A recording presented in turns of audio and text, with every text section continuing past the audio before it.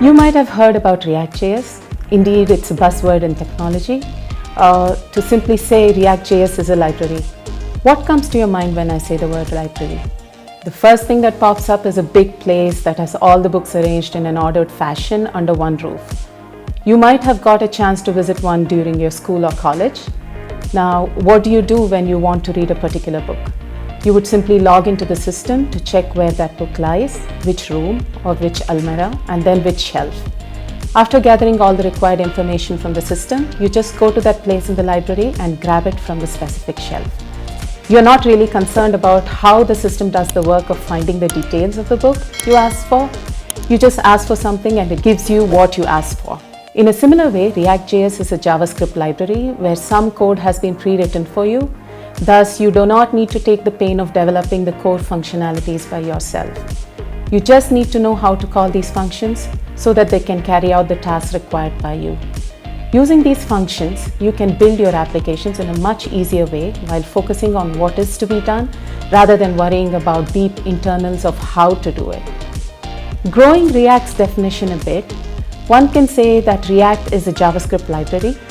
Did you notice that I have added a new word to this definition? This new word that I stressed upon is JavaScript. React is a JavaScript library in the sense that all the code that you write gets converted into plain JavaScript at the end of which runs on your browser.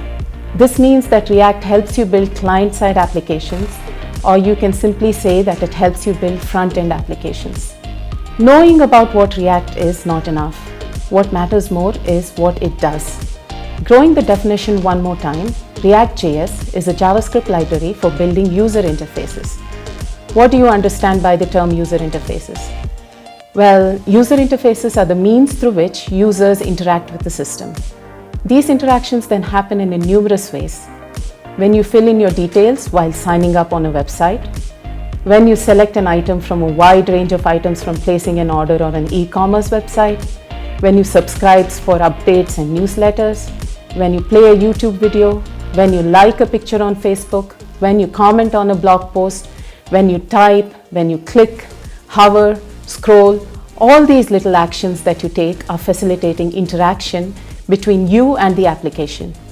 And indeed, these little things make a considerable impact. So next time when you visit a website, try to think about various ways in which the system is trying to interact with you.